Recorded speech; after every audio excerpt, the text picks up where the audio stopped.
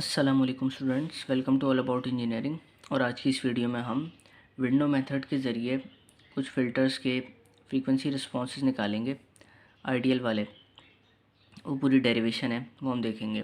तो हम जो काम कर रहे हैं वो मैंने यहाँ पे लिख भी दिया है कि in this method we use the fact that the frequency response of a filter, जिसे आप एच डी ऑफ ओमेगा कह रहे हैं, and the corresponding impulse response H D of N कह लें इसको, are related to each other by means of inverse Fourier transform.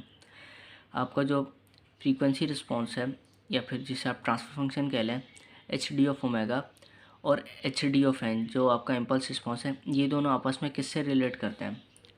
यही है ना कि ये जो आपका इम्पल्स रिस्पॉन्स है, इसको आप फ्रीक्वेंसी डोमेन में ले जाएं तो ये ट्रांसफ़र फंक्शन बन गया, या फिर फ्रीक्वेंसी रिस्पॉन्स फ़िल्टर का, या फिर इसको आप इन्वर्स ट्रांसफॉर्म ले लें कोई सा भी, तो ये आपके पास इम्पल्स रिस्पॉन्स आ जाएगा। तो हमने वही चीज़ लिख दिया कि ये दोनों एक दूसरे से कनेक्ट हैं bye means of inverse Fourier transform. तो क्योंकि यहाँ पे ओमेगा यूज़ करा है, तो हम इसलिए फोरियर ट्रांसफॉर्म यूज़ कर रहे हैं। तो हम लिख देते हैं कि भाई इन्वर्स फोरियर ट्रांसफॉर्म अगर यहाँ पे अप्लाई करेंगे तो क्या होगा। इन्वर्स फोरियर में क्या होता है, फ्रीक्वेंसी डोमेन वाला सिग्नल इनपुट होता है, टाइम डोमेन वाला आउटपुट होता है। तो हमने वो लिख दिया, H D of N is equal to 1/2 pi integration minus pi से लेकर पाई तक capital H D of omega into E raise to the power J omega and D omega. ये हमने इन्वर्स फोरियर ट्रांसफॉर्म का formula लगाया है इसके ऊपर, इसकी फॉर्म में, सही है, वो लगा दिया। और आगे क्या है, here the subscript D is used for ideal impulse response. ये जो सबस्क्रिप्ट में हम डी चला रहे हैं, ये शो कर रहा है आपके आइडियल इम्पल्स रिस्पॉन्स को। अच्छा, यहाँ पे मैंने ये दो चीज़ें बनाई हैं। ये क्या है, ideal frequency response of low pass filter. अब ये अगर देखने में नया लग रहा हो, लेकिन ये है नहीं। क्यों? हमने जो आइडियल फ्रीक्वेंसी रिस्पॉन्स पढ़ा था लो पास फिल्टर का, वो सिर्फ इतना पार्ट पढ़ा था। ये मैंने वो जो 2 पाई वाला रिपीटिंग पार्ट होता है ना, वो नहीं पढ़ा था। अब ये भी आपको देखने में नया लग रहा हो, लेकिन ये होता नहीं है। जैसे यहाँ का पार्ट नहीं देखा था हमने, और ये पार्ट नहीं देखा था हमने सिर्फ ये वाला पार्ट देखा था।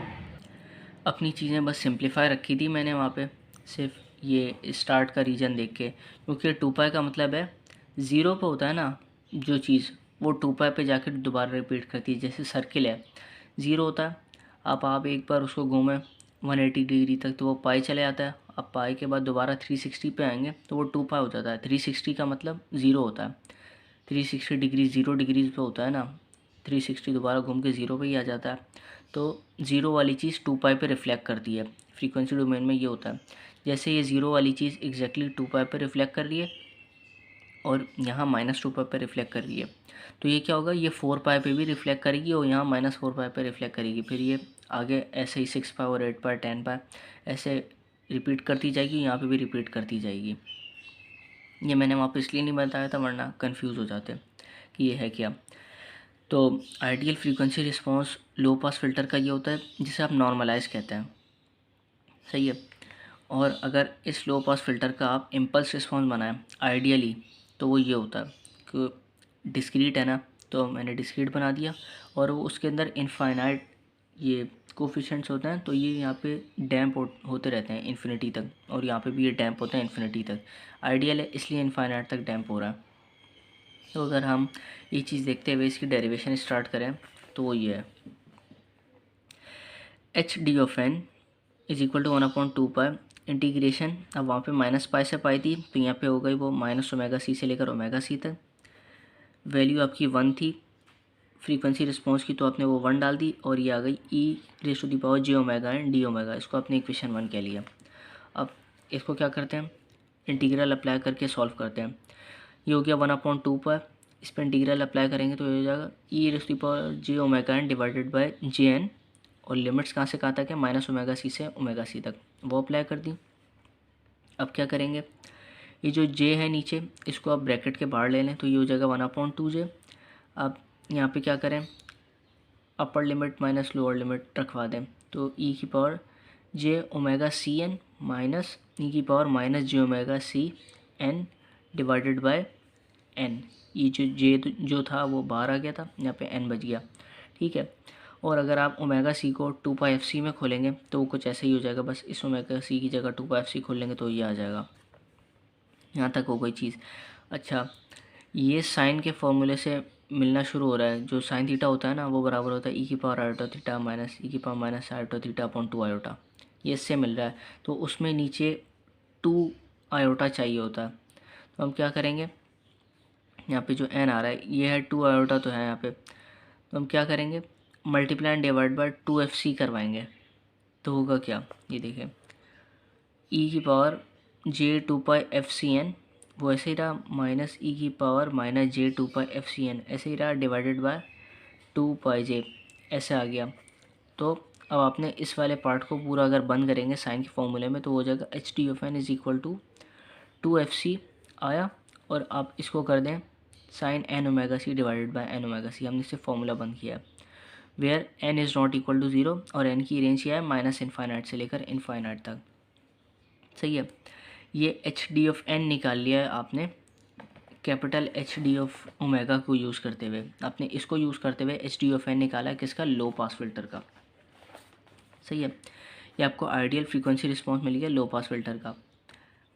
तो अगर यहाँ पे आप n की वैल्यू 0 रखेंगे, अब ये क्या है, ये एक जनरलाइज मिला है जहाँ पे आप n की रेंज माइनस इन्फाइनाइट से लेकर इन्फाइनाइट तक रख सकते हैं, लेकिन n की वैल्यू 0 नहीं रख सकते, यहाँ 0 रखेंगे तो फिर ये इन्फाइनाइट आ जाएगा, वो गलत हो जाएगा। तो n इज़ इक्वल टू 0 के लिए हम स्टार्ट से दोबारा देखते हैं कि n इज़ इक्वल टू 0 रखने पे क्या होगा।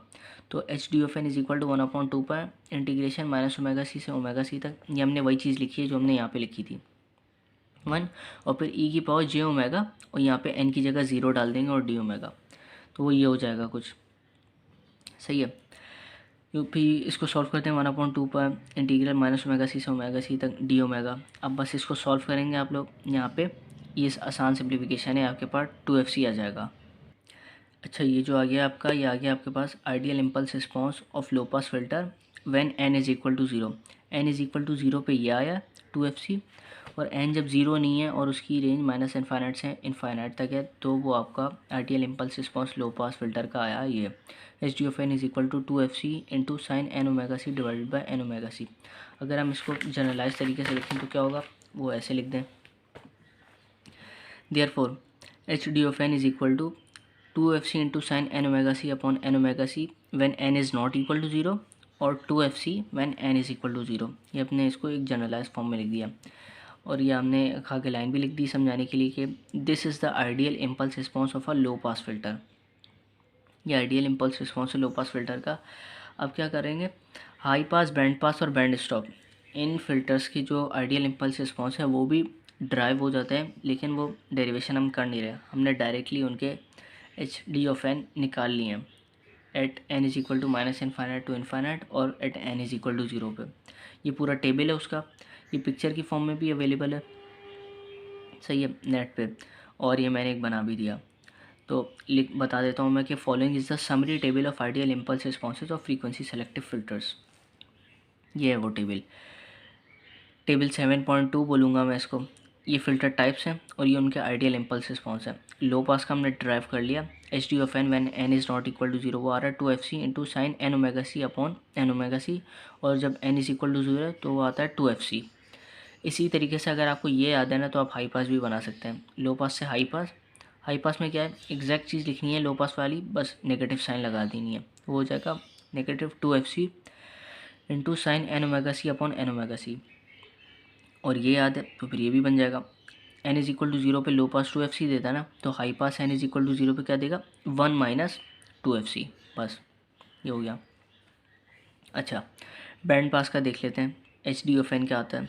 बैंड पास का याद करना पड़ेगा, वो है ये 2 into F2 multiplied by sine N omega 2 divided by N omega 2 minus 2F1 sine N omega 1 divided by N omega 1, ये होता है।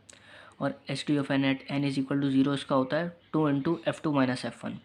अच्छा, जब ये याद हो गया, बैंड स्टॉप का भी याद करना आसान है, यही चीज़ है, बस आपने इसको रिवर्स ऑर्डर में लिख दिया, दोनों के साथ साइनें पलट दी, तो ये हो जाएगा 2F1 into sine N omega 1 divide by N omega 1, इसके साथ प्लस आ गया, अब इसके साथ माइनस आ जाएगा 2F2 into sine N omega 2 divide by N omega 2, और जब ये आते तो फिर ये भी आ जाएगा, इसके साथ माइनस साइन लगा और 1 लगा दें, तो ये हो जाएगा 1 माइनस F2 माइनस F1।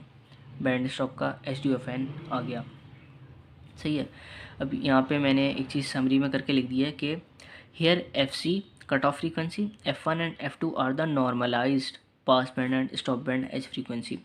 ये जो यहाँ पे F1 F2 और ये FC यूज़ करा है, ये सारी नॉर्मलाइज वैल्यूज़ हैं, ये ओरिजिनल नहीं है, ये नॉर्मलाइज हैं। ये जो नॉर्मलाइज का वर्ड है ना, ये जब हम सवाल सॉल्व करेंगे ये वहाँ पे सबसे ज़्यादा टैकल होगा, क्योंकि अगर वहाँ पे स्पेसिफिकेशन अगर नॉर्मलाइज़ की होगी वो हम ऐसे डालेंगे, और अगर नॉर्मलाइज नहीं हुई भी तो हमें वो नॉर्मलाइज़ करनी पड़ेगी। सही है, ये मैंने नॉर्मलाइज़ की इसलिए लाइन अंडरलाइन करी है। And N is the length of the filter. ये जो एन यहाँ पे यूज़ हुआ है ये लेंथ ऑफ द फिल्टर है।